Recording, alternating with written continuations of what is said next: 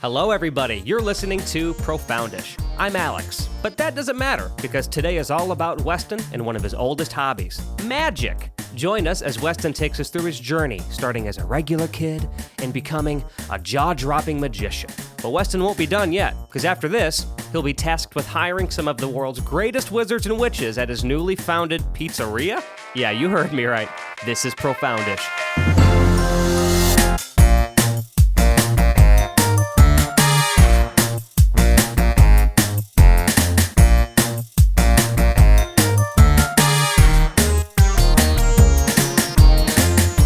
Hello, everybody, and welcome to Profoundish. I just said that just like you, Weston.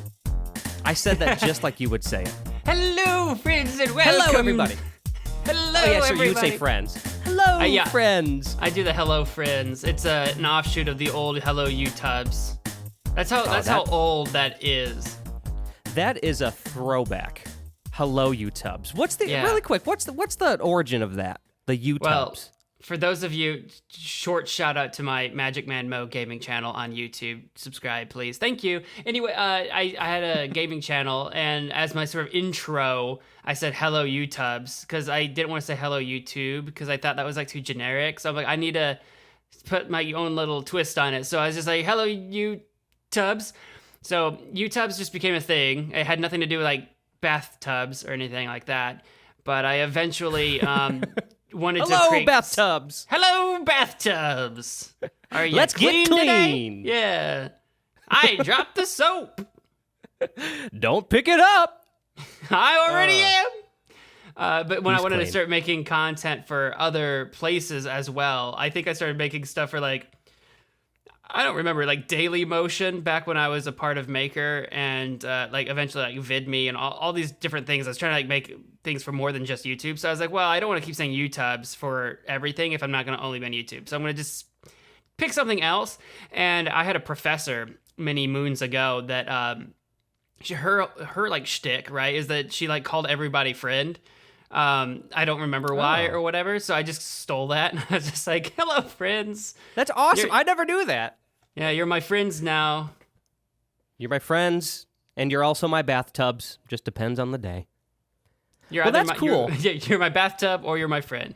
Pick. You can't be both. Choose. Well, Weston, it's kind of funny actually that you bring up your YouTube channel. Oh, Because so your name, right? Your name, Magic Man Mo. oh, we talk about my name in every podcast. We do, which we do. So you get way more plugs than I do. I make music. AlexDuquette.net. Check me out. See, we got to get our plugs in somewhere at the beginning here. Either way, we're digressing. Weston, so a part of your name, Magic Man Mo, one part that's probably the most, at least I would say, interesting is the word magic, right? Now, I know that you currently, you work in the food industry by Yes. day, and you're a YouTuber and content creator. I'm just going to say at other times of the day, right? But in a past life, you dabbled in a little bit of magic tricks. I did. And, I did dabble in the dark arts. So he dabbled in the dark arts, and I was kind of just wanting to ask you and just kind of give me your story, because I am familiar with it. You showed me some tricks in your time, which I was very impressed by, and I was just kind of wondering what your magic trajectory was. What brought you to it? What do you still ever practice any of those things now? And I don't know. I just kind of wanted to know. So I'm just going to kind of let you take the reign here. But I wanted to know, like, really. I was not expecting this. I would have prepared a long and harried story. I don't really remember when me performing magic stuff began, for sure, because I was a kid. That's why I don't remember, because I was very young. I was always really into magic and watching magicians on TV and that kind of thing. I actually got to be on stage with a magician when I was a little kid at one point in time. My family was at a magic show, and he needed I don't remember the name of this magician. I really don't. But I used to have a poster of his. I can't, for the life of me, remember this guy's name. But anyway, I needed a volunteer on stage, and I raise up my hand or whatever, and takes me on stage. And he did this trick where he needed a shoe. He needed a shoe, so I gave him my shoe. And he turns it upside down, and like all these rocks come pouring out of my shoe, and everyone's like losing it. They think it's a magic trick. He pulled rocks out of my shoes, but no, I just had rocks in my shoes because the playground at the elementary school I went to had rocks everywhere. That's funny. And I would collect rocks in my shoes. I just by nature of running around in the rocks. But anyway, he needed my shoe, and he ended up taking it and putting it in a box or whatever for later on in the show. And I don't remember what the trick was exactly, but he like baked my shoe and it like exploded in a puff of smoke and it was all like shriveled and black, and it was a different shoe altogether. And then later on in the show, this other box that had been like raised above the stage the entire show, even before calling me up there, it's just been there this whole time, this box above the stage. It lowers it down and my shoe was in the box the whole time. Anyway, wow. It was quite a feat. Feet, shoes. It was quite a feat at the time. So that was a really early experience of me being up on stage and being kind of close to magic. And I don't remember exactly. I think I was doing a little bit of magic stuff before that, where my parents had gotten hold of like maybe some like little magic tricks for me to do. There was a lot of magic stuff you could get from what's it called, Dallas and Co. I think in Yes. Urbana. Rest in peace, by the way. It's gone now. Is it? I wasn't sure if it was still around or not. But it was like a costume and magic tricks, parlor tricks, just kind of a fun Really cool hobbyist store. shop. It was a really cool store. And they used to have this back room. We'd go back there and there'd be this like kind of old weird guy back there, and he would do little magic tricks for you and sell them and that kind of thing. And that's where I got some of my earliest material.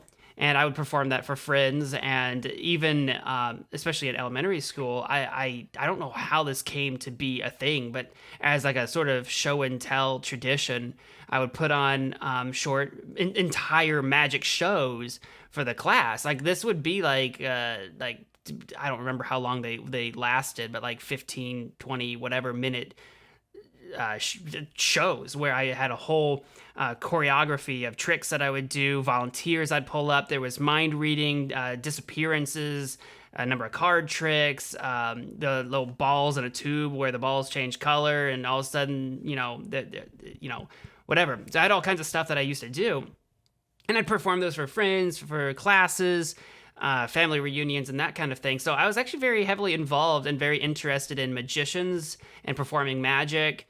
I remember watching like Chris Angel becoming a thing, some David Blaine. I was very into Harry Houdini.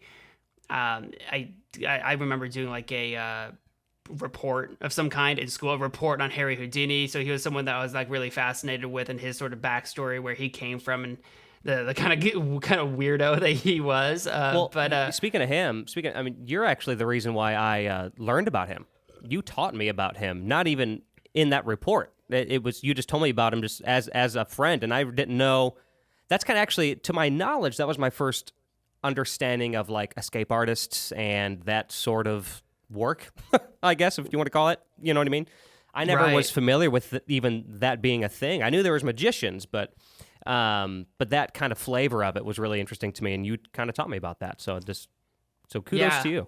And I never did like really any escape stuff myself, but he was an escape artist, and he was very famous for it. It's funny too. He would have these very large and elaborate escape routines that mostly involved, at the time, this is before like TV or whatever, so people's attention spans were a bit longer, and his shows would have these elaborate orchestras to play like really suspenseful music while he's supposed to be escaping from this like death trap cage or whatever.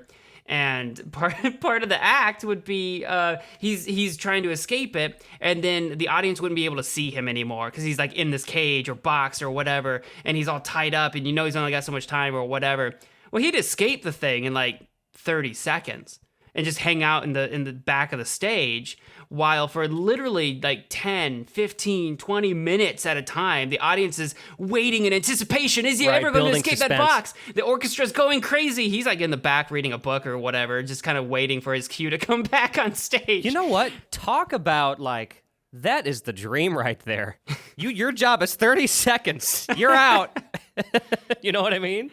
And that's for more of his standard stuff. He did also a lot of other really famous stunts, like the one where he was submerged in like water in this like giant sort of like milk jug thing. There's other ones where he's escaped being thrown into a river, tied up. His prison escape, all of those crazy famous escapes. But yeah, he did tons of escapes. Did you did you ever get into like more traditional magicians in the modern era, like not like really like your like the people you mentioned earlier, but more like David Copperfield or anything like that? Does that ever interest you at the time? I didn't see a lot of David Copperfield, only a little bit. And there was a handful of other magicians at the time whose names escape me that were doing like street magic stuff that you would catch on like TV from here and there. Street magic was getting really popular at the time. Like I said, I mentioned Chris Angel earlier. He kind of brought on a huge surge in street magic popularity on TV for a while. And he himself just blew up. I don't remember if he still does Vegas shows or not. But yeah, David Copperfield a little bit. And then also just a bunch of other sort of random names that I don't remember now. But I have always been interested in it. In fact, I went to that same little section in the back of Dallas & Co. one time, and I got one little magic. I started to get obsessed. I actually had a big obsession with David Copperfield because I went to see him like twice or three times, I think, when I was a kid. It was me and my dad, and just seeing and just being blown away when I was 7, 8 years old. You know, there was this one I remember, like. It's so easy, like it's just so simple. But when you're so young, it's so just like, oh my gosh, how does he do it? Like he'd be on stage, and then I can't remember how it worked out, but like there was these big projectors on the walls. This was 15 years ago or 20 years ago, and then all of a sudden, like he grabs somebody from the audience, and he's like, I feel like going to Jamaica. What about you? No, actually, it was Jamaica. I think it was like Hawaii. Like, I feel like going to Hawaii. What about you? He's like, okay, just some random guy from the audience, right? And then, I mean, it's such a simple idea now, but he's like, all right, let's go. And then they just like fall into the stage, and then there's a video of them in Hawaii. And I know that sounds so simple. It's like, well, that's a guy who's probably already in the audience, like, and they went to Hawaii. But like, when you're 8 years old. Wait, and it was just. The illusion, right? Illusionists, right? It's, as the viewer, it's the illusion that this thing is so hyper real that sells it. And honestly, even just me explaining kind of that part, I feel like it takes away from it. When I see a magic show or I see somebody do a magic trick, I think it's really important as a viewer to kind of succumb to it and just kind of let it take you where it's going to take you, because it's going to ruin the fun if you don't. Like, everybody knows how magic tricks, maybe not how they're actually performed or how they work, but like, I think it's really important to just be in the moment with it, because you're going to enjoy it way more. Yeah, some of them are like really clever. So there is sometimes fun in trying to piece together how you think a trick was done. I think for the vast majority of people, you should just kind of sit back, relax, don't worry about how it's being done. Just let it shock and awe you and enjoy it. That's sort of the bewilderment and the mystery and what children experience when they watch magic. Like this could just legitimately be real for all they know. It's like, how is this possible? You get a little bit older, you become an adult, maybe you've heard about how some other tricks are done, and it might be tempting to dismiss it. But at the end of the day, it is entertainment. The magician isn't really trying to convince you that it's real. The whole idea that it's real is just a part of the show, the spectacle, right? Especially for like escapes, like dangerous escapes and stuff like that, where maybe they're a little less dangerous than you imagine. But to sell the show, it's real and it's all this and that. Unless you're like a comedy pair, like Penn and Teller were always very famous for being like, no, this is a trick. It's all goofy. We'll show you, quote unquote, how it's done. And it literally might be even far more complicated when they show it than it actually. Anyway, that's a comedy duo. But The point is, it's spectacle, it's show, sit back, relax, enjoy it. There is a little bit of fun sometimes to sit back and be wondering to yourself, how is this done? And if you're someone who wants to perform magic, there's a lot of fun in sitting back and saying, hey, how was that done? Can I figure it out? And not to just be smug and be like, haha, I pieced the puzzle, I'm Mr. Sherlock. But no, to say, I want to figure out how it's done so that maybe I can do it too, and kind of like dabble in this hobby myself and stun my friends or or whatever. I know magic that- is something that's often dismissed, but it's a lot of fun. That's something that's probably, for me as a viewer, probably the most fun part is when it's done really well and some of them are really clever, like you said, trying to, piece it together yourself. Because, I don't know, I've always liked puzzles, and that's just a big, a big illusion. I've always been into did you ever get into the optical illusions and stuff like that, like those like books you could get? I remember an era, it was probably elementary school, where like all my friends and just everybody was obsessed with those optical illusion books you could get. I remember an era where people had them all the time. Yeah. I didn't get into it so much. I thought optical illusions were cool. I did think they were cool, but I wasn't the one going to the library and checking out the books and like obsessing over them. I would just, I would see them here, there, and be like, oh, it's really freaky, that kind of thing. Yeah. But So tell me this then. What was during your peak when you practiced it more often? Yeah. I'd say. What was your favorite trick that you did? There's this classic one. It's ridiculously easy, but it's one of my favorites because it is one of the earliest ones I ever got from from Dallas and Co. And that's the I don't remember what it's called, but like the card window. It's this sort of. It's not real glass. It's like plastic glass, right? But it's this plastic red framed frame, and in the middle of it is this sort of plastic glass, and you slide a card into the frame such that it's held in the middle of the glass so that you can see the card on either side of this glass. The viewer can see from one side, I can see from the other. You flip it around, look it around, let people touch it, hold it, whatever. Tap on the glass, it's solid, whatever. And what you do, the frame came had like an insert that came into the glass part that made sort of this red circle. It was like a target or whatever. So it's this frame with a red circle in it and plastic glass in between. You put the card in there and you can stab like a pencil, a pen, a knife, whatever you wanted through that circle to like bullseye. It would go through the card, through the glass, and out the other side. And you could see it. I could hold it. Everyone would see it. I'd remove the pencil. I usually use a pencil, but whatever. Take that out. Pull the card out. There's the hole in the card, but you can pass around the frame. The glass is unpenetrated. So It's like, how did you get the hole through the card, but there's no hole in the glass? That's one of my favorite ones, just because it's one of the earliest ones I ever had. I'm not going to spoil it here live on the podcast, but it's just a trick, and it's one of my favorites because it's one of my earliest. Some of my more complicated ones, like where was the tube with the I had like 3 different colored balls, a green one, a yellow one, and a red one. And I had this whole story about how each ball like was a kid on a school bus, and I would change the colors of the balls from like there'd be 2 red ones and then 2 yellow ones, and then I'd switch it up, and they'd be in the wrong order as you put them in this tube. That was a really complicated one that I liked. There was a disappearing quarter one where I'd take a quarter, or any coin, really, pretty much any object, but I always used a quarter. I had someone write their initials on it. We put it in this little box. I'd set it on the table that I was performing on my show from or whatever, and then towards the end of my show, I'd pick up the box and we'd open it, and it's all locked and padlocked and all this stuff. We'd open it up, and the quarter's gone, and then it would be somewhere else, and we would know it was the volunteer's quarter because it has their initials on it. Right. Lots of cool little tricks like that, but I think the card going through the frame is one of my favorites just because it's one of the earliest ones. Well, that's my actual personal exposure to you doing it, was that one. Yeah. I have a distinct memory. I don't know if you remember this exact memory or not, but it was the only time I was near your original home in the village you lived in, as you've said before on here. I grew up in a village. He did. It's true. I've been in that village. And we were in your like driveway. Yeah. And us and some friends, and I remember I don't know why, but anyway, so like you ran inside, you came back out, maybe you had to grab something, and we were sitting in somebody's car. We were just sitting there in your driveway, and you just showed us the card trick. Yeah, we were like on a trip or something, and I think maybe my parents were the ones driving or something, because yeah, we were just waiting on something. I'm like, well, while we're at my house, I have some tricks. You guys want to see them?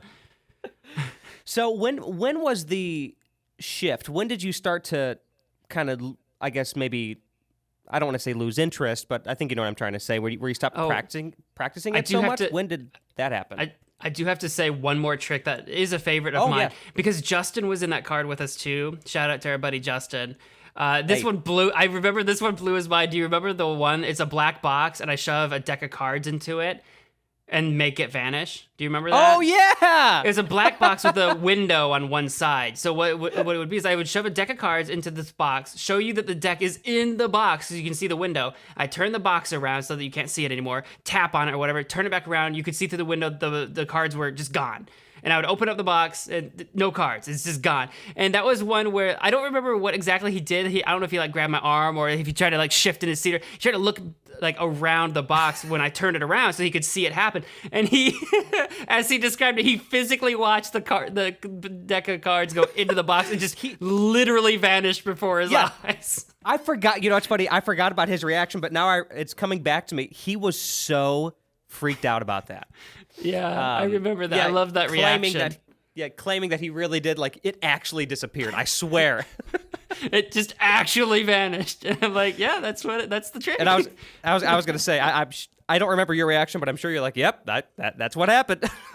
I was so amused with that reaction. That I had to mention that trick because I just had, talking about that. I'm like, oh yeah, one of the other trick. That was a good one. That was a really good one. I think as far as losing interest, I think just as I got older, and you didn't do like show and tell in school anymore, and I had pretty much shown everybody all my tricks at least once before or whatever, or maybe not everybody, but I'd been doing magic for a while. I wasn't really collecting. World. The entire world has seen my show. I don't know. I kind of wasn't collecting any more tricks. I wasn't learning too many. I learned a few more card tricks over the years and that kind of thing because a deck of cards is easy to take it with you and you can just do a trick or whatever. But I don't know. I had kind of done my shows before and I think people enjoyed them, but I wasn't really coming up with new material. And it's not that I didn't want to do it anymore. There just wasn't like, in middle school, I wasn't going to take 15 minutes out of our math class to do my magic show, right? So, like, I don't know. It just, the circumstances weren't around in school for me to do it anymore. And I wasn't just doing it in the hallways. I wasn't going to be like that kid doing the same magic trick for everybody for 200 days of the year or whatever. But, yeah, I think that's what slowed me down. I still did a few things for, like, some relatives and stuff at reunions. And eventually I just...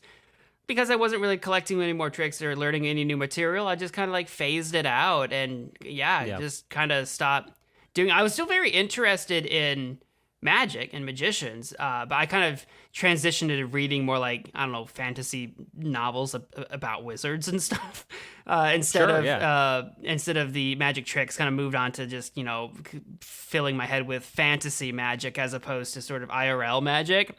And it's not that I lost interest. I just kind of stopped performing. I still have like everything, either here or at my parents' in storage. But I still like have everything. I'm way out of practice. But yeah, now, just that chapter of my life kind of closed up a little bit. And that happens when you grow and you change anyway. And that happens. But you mentioned everything. Now I do recall a hat and. I do recall, I believe you had the jacket as well. Am I correct? I had what I performed in when I was doing my performances is I had this black top hat. I actually had two. One of them was this kind of cheap plastic one, and we upgraded to this like nicer kind of like felt one later. But anyway, I had a black hat, and I would wear like black clothes, and I had this little black cape that I wore. Yeah, I know. Everyone laughed. I had a little black cape. I remember. I remember that. I still like capes. I think capes are cool, but that's what I wore for my shows. I didn't actually like wear a jacket or a suit or anything like that. And then as I got older, obviously, like even after I stopped doing magic shows, I didn't have to do magic tricks in my costume, because street magic was very popular. You could just wear street clothes and that was fine. Right. But yeah, I didn't have a jacket. I had a cape. You had a cape. I had a cape. I had a distinct like image, like a memory of this picture of you. And I don't know if you posted it online somewhere a long time ago, but I just remember you wearing that hat and like looking down. I could be completely making that up, but I have some memory. Didn't you make like a video in that, like with your brother or something forever ago? You might be thinking of, what the heck did we call that? Like 369 Mafia or something like that, where my brother and I dressed up in like suits and stuff and did a little thing about being a little like mobsters. We did a random little video and took some random little pictures. That's probably what you're thinking of. That is it. That is it. That's completely unrelated to magic, but yeah, that is a really cringy thing we just did because we were bored one day. Oh my gosh, that's Hey, listen, everybody. We're both from the same small town, or at least the same area, and there's you have to fill your time with something. So, that it's weird how your brain works, how you just start to associate different things with it. But I remember that. Now we're kind of on a side note here, but also I remember on your Facebook page, didn't you once tell a photo story? Like you posted a bunch of pictures, yes, and you told a story with your pictures. Do you remember that? I think that was still the 369 Mafia. I think that was still us in mobster outfits. Alex, get over it, okay? It was one time. That's what. If there was another picture story thing that I did, I'm not thinking of it, but I do remember that one. So that was never a video. That was just pictures. I think it was all pictures, but there may have been one very short video of us doing something. I think we had bats, and we were it was implied we were gonna go beat up a car or something. Right. Because I remember you had a package that you had to deliver to somebody.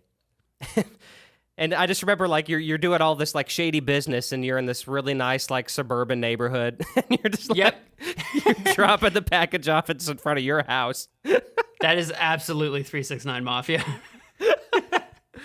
I think the package is supposed to be a bomb or something. I don't remember what I don't know if it's supposed to be a bomb or drugs or whatever it was, because we were doing some mobster something. I don't remember what it was. There's actually I have a lot of memories in that in the front of that house in particular, or even in the garage. I mean, that whole house. We spent a lot of time there growing up. Yeah. But this is not the house that I grew up in the village. This was after I moved to that suburban house. Correct. In fact, that was a little bit later on. That was what, your freshman year or around there or something like that, right? Yeah, back in 2009. Yeah.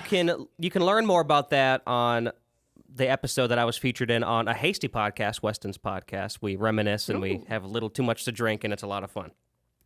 Yeah, Alex has been on 2 episodes of A Hasty Podcast, so if you love that, you can watch the other one that we did. Just look for A Hasty Podcast and then type in Alex's name, and you'll find A Hasty Podcast, Alex Ducat. You'll get both of them. It'll pop right up. Both. I'm very good. And let me tell you something, nothing feeds my ego better than when Weston tells me, you know what, Alex? My highest viewed episode is the one that you're on. When he told me that, oh, I love it. The first one, I especially the first one in particular that we did, I think it was your fans coming out in strength to support. Well, shout out to my fans. They're usually called my children. So yeah, that they definitely came out to support. But that was a lot of fun. That was our first collab in a while too when we did that. But yeah, when we did that was the first time we had done anything together in a while. Yeah, and it slowly but surely led to this happening. Isn't that weird how that works? That was just, well, at least as the recording of this, about just a year and a half ago. Strange kind of story that we went through there, but a lot of fun, and I'm glad to be here. And I think honestly, now is probably a good time to maybe take a short little break. Sure. Weston, thank you for explaining your history with magic, because I've always been I've always been in awe of it. Maybe not as much as Justin. I'm not gonna go that far. I'll have to see if I can find my 6-foot-long straw. Is that a euphemism? I used to do this trick, but I didn't do it very often. It was one of my later tricks. I would pack a lunch, and one of them would be a juice box or whatever, and I would share it with the audience. It's oh, do you need a straw for that? And it's this little paper, brown paper bag that I would have this lunch in or whatever, and I'd start pulling this. About a foot wide, in terms of how thick this straw was, and I would just keep pulling. It's a 6-foot-long straw, about a foot wide, that I would pull out of this paper bag and then hand the volunteer the straw. I think it'd be funny if you go into school early one morning, little boy Weston, he's walking in there and he's stealing all the straws out of the cafeteria. So he has the opportunity so many times to go, oh, you need a straw, huh? Do you need a straw? Here we go. You need a straw? Or are you just walking around the cafeteria hey, I'm thirsty. Are you thirsty? It'd be nice to have a straw, huh? And then you're just trying to encourage them to go, yeah. Well, here we go. I got one. One of these days, I'm gonna do a little magic show. It's gonna be so hilariously childish because they were tricks that I used to do as a kid, and I'll have to do it and put it on my YouTube one day. One day it'll have to happen, but That would be so much fun. You should do that. But until then, break time. We'll be right back. Profoundish will be back after these short messages. Profoundish is brought to you in part by The Jam and Chat. Every week, I host a show with live music, interactive games, and more. But here's the catch. The live music is improvised on the spot based on funny song topics you leave in the chat feed. So come join the fun. You can search Jam and Chat on YouTube or go to alexduquette.net. Profoundish is brought to you in part by HastilyMadeDecision.com. Get your poetry fix from my poetry blog featuring haiku, senryu, freeform stuff, and more. Again, that's HastilyMadeDecision.com for your poetry fix. And we are back. Thank you for listening to Profoundish. It's Weston and I again. And Weston, it is time for something very special. Ooh, I like special. Weston, you, my friend, have been assigned a very important task today. Ooh, I like tasks. You like tasks? Let's start here. So you like tasks, so that's a great start.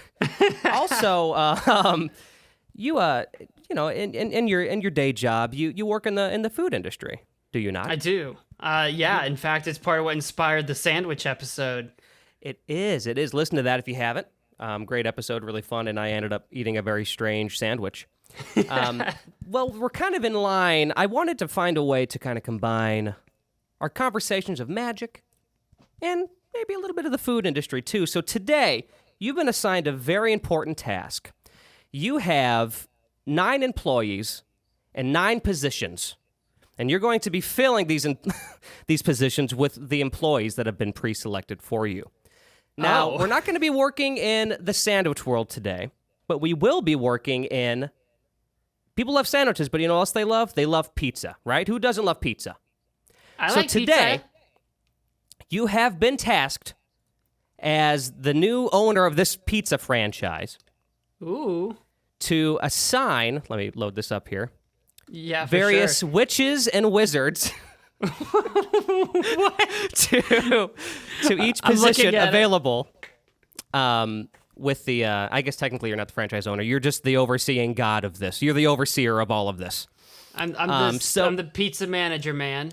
You're the pizza manager, man. So here are the positions that you need to fill. We'll start there, and then we will name the available witches and wizards. So I'm full screening this so I can see it. Oh my goodness. Here, I can zoom a little bit if you need to. Oh no, I see it. I just went into full screen just to appreciate. I already see Voldemort there. This is great. It's gonna be good. Okay, so let's start here. So we have the franchise owner.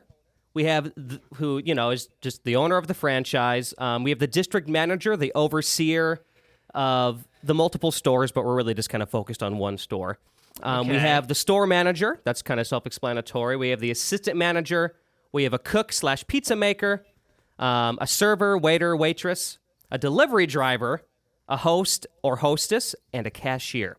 Now, 9 positions. Okay. 9 positions. We have 9 witches and wizards who are as follows. We have Ripto. Ripto from Ripto's Rage from Spyro. You will know it from Spyro, Ripto's Rage, or Spyro Gateway to Glimmer. We have Harry Potter. We have Harry Potter. I can't remember her name now, but the main witch from Hocus Pocus. I believe which they're one is that? Hocus Pocus Witches. This is the main redhead. What was her name? I forgot I had it. Oh, you know what? Oh, I got it. It's I did have it. It's like Meredith or something. Just type in main witch because that's what I typed in and I found it. Main witch from that. Bette Midler. Beat Midler. What I don't anyway. I don't remember how to say her name, but Winnie Sanderson, the smart leader of the sisters. So next we have Gandalf. After this we have the Wicked Witch of the West. We have Sabrina the Teenage Witch. We have Glinda. I believe that's her name, right? Glinda. The Good Witch. That's from the Wizard of Oz, the Good Witch. I did not remember what her name was. Glinda. Okay. I believe, and if it's not, please forgive me. I'm looking right now to be sure. I I don't see it. That's some. Oh yeah, it is Glinda. Then we have Dumbledore and Voldemort. Dumbledore. Now, Dumbledore. Ron. so you have to hire and provide a position for these 9 witches and or wizards. Now, All right. there's a couple things that you need to do first, though. So as the important thing is that we need a well-functioning team, so we can have a well-functioning business, of course, That's right? right. Now, a part of that is keeping morale high. So as you can tell, there are a few conflict of interests in this list. So I would like for you to hire these people and, in your best way possible, find ways to keep morale high, keep the conflict of interests low, and run a smooth functioning pizza chain business. So Wow, yeah. So The way you describe it, I have to avoid conflicts of interest. That was oddly enough, despite it being hilariously easy to see, that was something that I had not immediately considered. That maybe you wouldn't want to put Voldemort and Harry Potter in the kitchen together. That's maybe a bad idea. And the Wicked Witch of the West and Glinda maybe shouldn't be together. Right, correct. Honestly, those are some of the biggest, like, the 3 Harry Potter ones, Harry Potter, Voldemort, and Dumbledore, are the 3 sort of biggest conflict there. And then the 2 witches, the Wicked Witch and the Good Witch, are the 2. Those are like the 2 groups of conflicts. Correct. I think Winifred will be fine. I think Gandalf will be fine. I think Sabrina will be fine. I think Ripto will be fine. Granted, they have different personalities, so what they're going to be best at doing, like, I wouldn't want, like, Ripto being the host, right? Right. The host or hostess, right? He's very commanding, controlling. He likes to insult people. He's very high and mighty about himself. So, like, you don't want him being the guy that has to deal with the customers, right? That seems like a terrible idea. So we've got the franchise owner, the district manager, the store manager, the assistant manager. We have a lot of managerial positions, and I'm concerned that if I start giving those positions to villains, they're going to conflict with one another. Right. And then we have to figure out who would make the best pizza. Who would first and foremost, above all else, I think whatever wizard or witch I choose, they have to make a good pizza. Well, because that's the core of the business. I mean, no good pizza, there's no good business. Come on. I mean, if they're, like, arguing and bickering and throwing knives at each other the entire time that they're at work, but the pizza's sublime, people will still come back for that show. I mean, it's dinner and show. You may be right, but as I said before, we need good morale. That's one of the criteria here. We need good morale. And I am going to need that because I don't know that anyone's going to make a sublime pizza. I don't know. Who would make the best? I think first and foremost, I have to know who can make that darn pizza. So that's what I'm looking at right now. Okay. Of everybody here, of the 9 that I got, who makes the pizza? I think it's got to go to Winifred. Pizza. Winifred. Okay. Winifred. I mean, she, along with her sisters, make the different various witches' brews and stews and stuff in the show, right? Right? Yeah, that's true. And I think she has, of the 9, the most cooking experience, I think. She seems pretty spunky, too, from what I remember. And I feel like she could really kind of be pretty lively in the kitchen. She's going to be kind of running around in there, maybe keeping smiles on people's faces. So, but also keeping her cool. Like, she's the leader, right, of the sisters. Like, she knows what she needs to do and she can command that kitchen. Well, I don't know that she has anyone to command, but, like, she could deliver on that, I think. So I think I'm going to put Winifred in the kitchen as the pizza maker. Okay. And from there, we kind of have to radiate outwards. This is so interesting hearing your...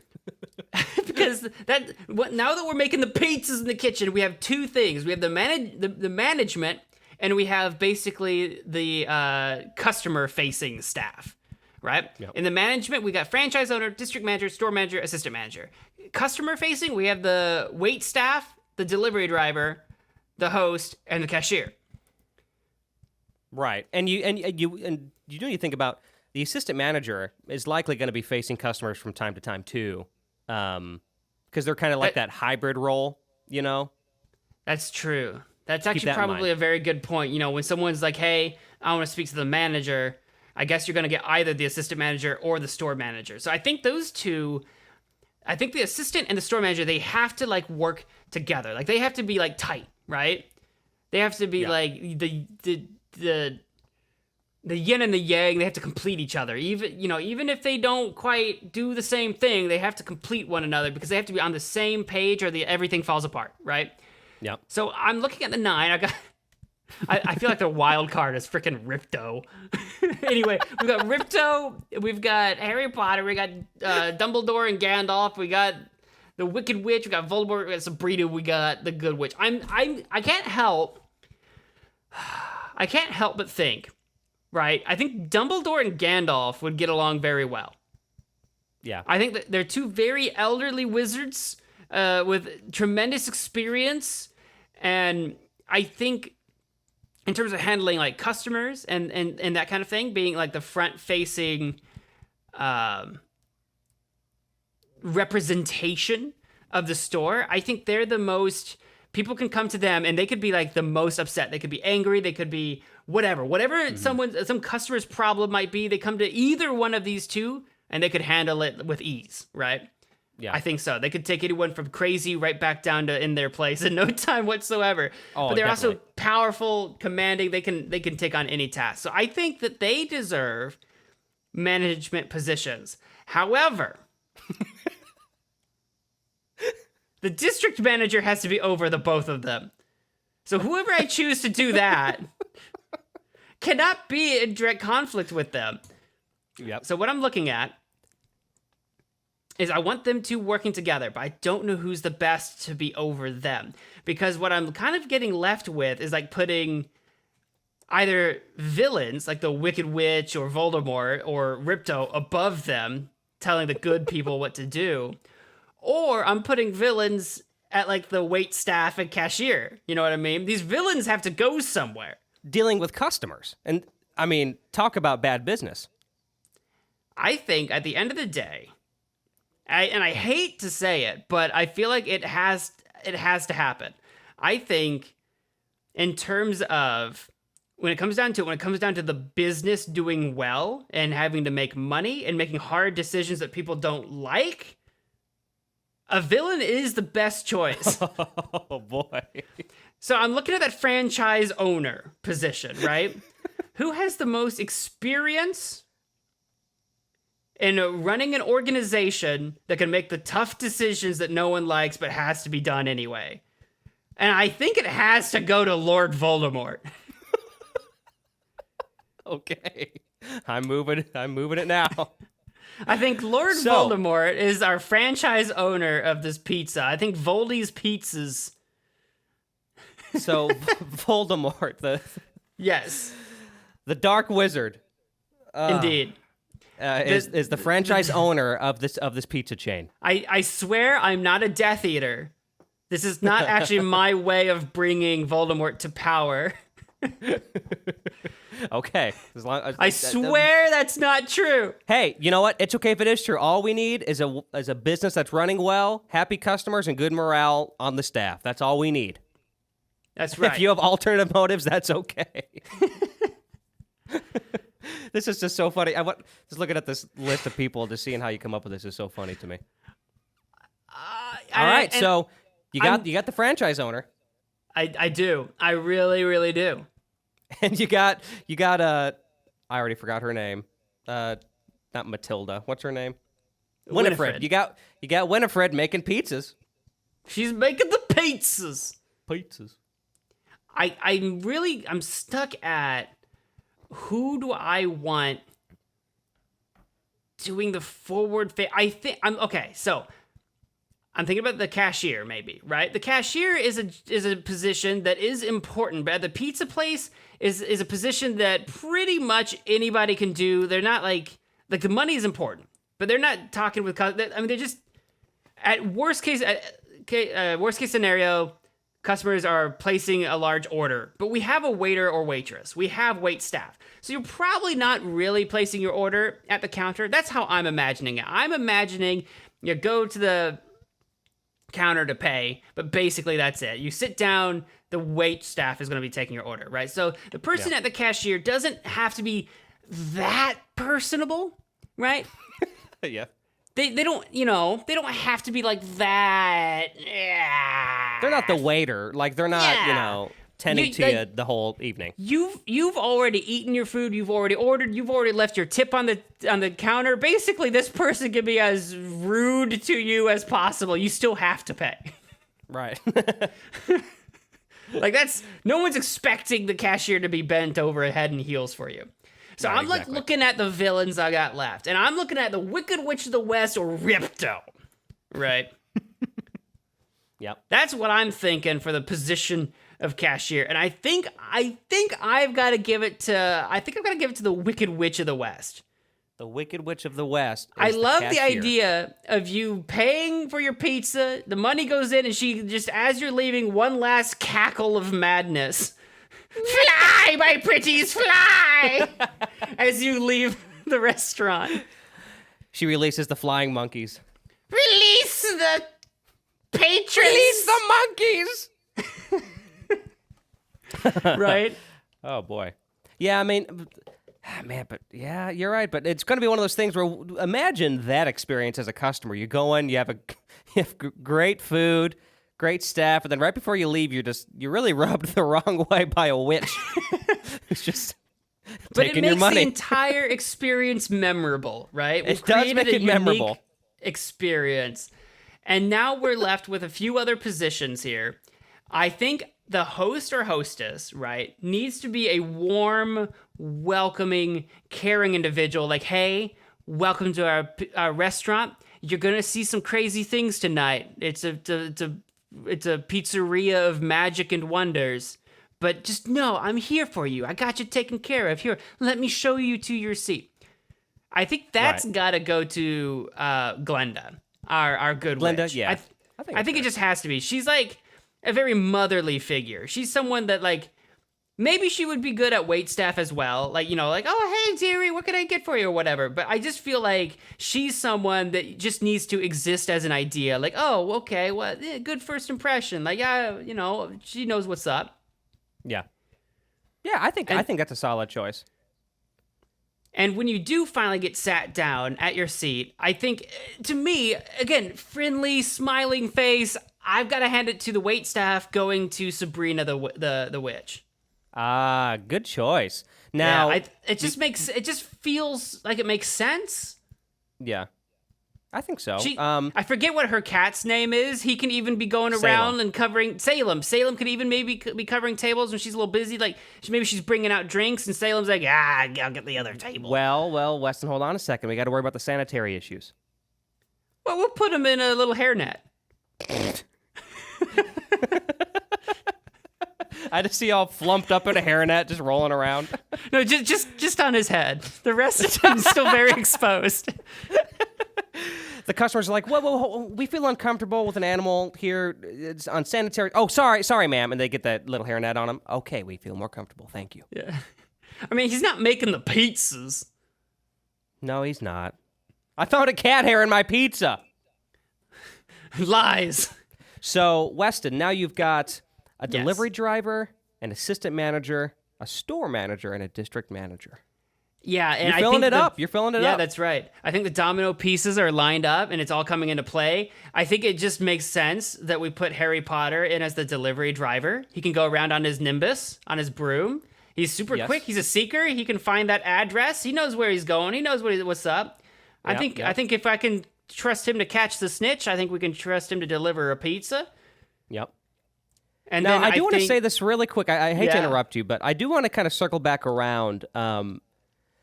Now, it looks like everything's going to be kind of fluid so far, but, I mean, I'm still wondering about Voldemort as the franchise owner. I mean, this is your decision, but, I mean, you realize the power that he has, right? Oh, absolutely. And that's exactly why he makes the best franchise owner. So, The Dark Lord knows how to crunch those numbers and pay the IRS. well, The most evil that's of fair. all. And no kidding, the true enemy here. Now, I will say, I guess in a way you made a good decision because he's the franchise owner, so he has no doings with who's getting hired. That is not his. He's not going to know these people. Right. No, he delegates that down. Right. So I guess that is a solid choice now that I think about it, because he's not going to know that Harry Potter's working there. But I'm curious what you're going to say with Dumbledore, because he's probably going to have at least an inkling of the other couple management positions here and who these people are. So I'm curious what you're going to do here. I do like that Harry Potter, as the delivery driver, also will probably spend the least amount of time in a store as anyone. So, like, the odds of him having to run into Voldemort are reduced compared to anybody else. He's not stuck in the store. That's a good point. Yep. Okay. But I think so you're particularly interested in Dumbledore. Well, I'll tell you right now, Dumbledore, I think, has to be the assistant manager. Of course he's going to be, because he'll probably still slide under the radar at that position. Yeah, he's not in direct line of communication to the franchise owner, to Voldemort himself. Voldemort's going to be talking to the district manager, and then if he has to get to the store, he's going to be talking to the store manager. Dumbledore, really, his line is going to be to the store manager. So there's a separation there. We can put up that wall where Voldemort is not directly commanding Dumbledore. We're living in a world right now where he is responsible for employing Dumbledore. Yes, Voldemort is a job creator, and he employs Dumbledore. Yes, that's what we've done. Which means I think Gandalf has to be the store manager, like I was saying earlier. Yeah, because he knows what he's doing. I think he can run the store. And, he can be that buffer between Dumbledore and Voldemort. Like, if Voldemort finds out about the Dumbledore and gets a little big for his britches, I think Gandalf can come up and say, "You shall not pass." Yes. Yeah. That's right. Right? I think he can be the wall and still maintain the balance both between the business and his staff. And of course, that leaves our district manager as none other than Ripto from Spyro Ripto's Rage. He has handled gems and staff and things like that in the Spyro universe. He's a little brutish. He can get a little violent, trying to tell people what to do. But usually his lackeys are dumb. But Gandalf and Dumbledore are intelligent. So I think Ripto actually might really find his place as district manager and might do really well with competent employees as the district manager. And he's the one that's going to be dealing with Voldemort. Voldemort's a villain. Ripto's a villain. They're gonna vibe. And that's kind of what I want to touch on really quick. So before we kind of close this out here, let's talk about this dynamic between Ripto and Voldemort for a second. Yes. Now they don't have noses. That is interesting. They don't have noses. I did not notice that until you said so. Now, once again, you're not really concerned about any sort of, conspiring or any kind of, side motives other than running a successful pizza business. That doesn't concern you at all? Honestly, maybe Ripto starts to get a little big for his britches and wants to expand outward, but his competition is the Dark Lord. That's all I have to say. It's Lord Ripto's going to do. Yeah, he's going to try and open up another pizza business, and it's just not going to work. He's got Voldemort. If Ripto branches out and he's like, "I'm starting my own pizzeria. I'm taking my staff with me." Voldemort's going to roll up. He's going to be like, "Abracadabra." Just like that. Just a little abracadabra. So I guess there's other. So let's go through this really quick. Actually, before I do want to say this, let's go through the list here. So we have the franchise owner of this pizza business, which, by the way, think of a name because I'm going to ask you for a name at the end because we have to name the store before it opens. So think of that while I'm going through this. So running this business as the owner of the entire franchise, we have the one, the only Lord Voldemort. Under him, we have the district manager Ripto from Spyro Ripto's Rage. Then we have the manager as the one and only Dumbledore, who is immediately followed by, as assistant manager. Oh, sorry, not Dumbledore. That's Gandalf. Sorry. The pictures are small on my screen. Gandalf is the store manager. They're looking similar. Yeah. Gandalf is the store manager. I apologize. The assistant manager is Dumbledore. And then the pizza, as you say, pizza maker, is, I always forget her name. It's Winifred. Winifred. And then we have Sabrina and Salem, kind of a tag team waiter-waitress duo going on there. Delivery driver is the one and the only Harry Potter. The host is Glinda, the Good Witch. And then the cashier is the Wicked Witch of the West. Now, what is the name? That's my pizzeria. What is the name of this pizzeria? What is the name of this establishment? Oh boy. It's interesting to me because despite the owners being evil in nature, we actually have a lot of good people like in the store, right? A lot of heroes, right? Yeah. So we can't be like the pizza place of dark magic or whatever, because that's not actually going to be what people see, right? So I need something that's like kind of welcoming, kind of mysterious, kind of I don't know. Yeah, you still have to be welcoming to customers. Absolutely. These are just normal customers, just everyday humans coming in here. Yeah, I think the okay, so I'm really struggling here. I'm thinking in my head like I'm a big fan of alliteration. I knew it. I'm a big fan of alliteration, so I'm thinking I gotta be like, there's gotta be something I can do here with magic and pizza, and I think what we've got here is gonna be something along the lines of, I think I might put the word pizzeria in it. I think the word pizzeria is gonna be in it. I know it's tough, isn't it? It is. There's not a lot of P words other than perhaps the Pizzeria de Prestigitation.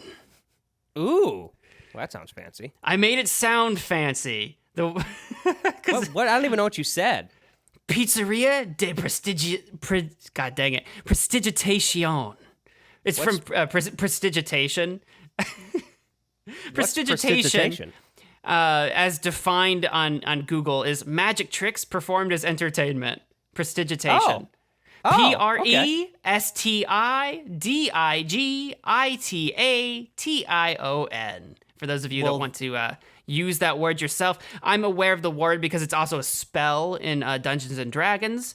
So I was struggling for P words that might be like magic related. So I made it sound I'm trying to make it sound vaguely Italian by saying pizzeria day and then prestigitation, which is not Italian. I'm picking up what you're putting down. Yeah, I made it vaguely Italian. That's a fun name. I think it's going to be hard for customers to remember, but they can just call it, the pizza place with all the witches. With the and wizards. I mean, that's gonna show up when you're trying to like Yelp that or Google reviews that. Like the one with the wizards. Oh yeah, that one. Yeah, because which by the way, I was gonna add this as a position, the marketing, advertising and marketing. Like the digital marketing team for this company, like they're putting in keywords, just witches, wizards. Magic. You know what I mean? Like magic. It's the only time anything magic, any word involving magic you can think of, and pizza directly correlate. Yeah. But they're working on that. Weston, I think you came up with a pretty good team here. I think so. I think this is set. I think this is good. I mean, I would eat there. I of course I would. I mean, I love pizza. Pizza! Man, pizza! Well, pizza! Weston, this has been fun. Thank you for doing this. Thanks for being here, man. Oh, yes, of course. You couldn't have done it without me. Oh, God, I couldn't have, could I? People are in it for your voice, not mine. I don't know about that, but... Oh, many people... Listen, I've heard many people say it. I've heard our friend Dave say it over at Camp Nostalgic. I've heard my own girlfriend. You and her are friends. When she first met you, the first thing she said after you guys separated, she said, "I could just listen to his voice for hours." She said it. It's true. I told you that. So you've got the voice. You have told me that. I don't know. I don't know what to do with that information. It's like one of those when you don't know how to react to being complimented. You're like, okay. It's okay. I know, right? Like, okay. It's like when someone, I mean, not quite as nearly as extreme, but it's like when someone says, I love you for the first time. Okay. Thank you. Yeah, thanks. Oh, you might as well not say anything. That's even worse. It's just me too. Yeah, me too. Thanks. Oh, my goodness. Well, Weston, this has been fun. Really Yes. quick, let's give us a little plug, Magic Man Mo, and all the other stuff. Where can people find you on the internet? Yes, if you want to follow me on all of the different things I do, like I said, I have a gaming YouTube channel called Magic Man Mo. I have my own personal podcast called A Hasty Podcast, and I have several other things that I do. I have a poetry blog over on hastilymadedecision.com. But if you want to know all of the different things that I do and follow it all in one single place, WestonHasty.com is that place. That's Weston, Weston, Hasty, HSTY.com for all of the different things that I do. Follow me on Twitter, Instagram, whatever. Follow him at all the places and enjoy it. It's great stuff. I love it. You can follow me. Just type in my name anywhere, Alex Duquette. I make nostalgic cartoon theme song medleys on YouTube, and I do original music as well, and some other things too. So just you can check that all out either on YouTube with my name or alexduquette.net. But for now, we're out of here. Thank you for listening to Profoundish, and we will see you guys next time. Bye-bye.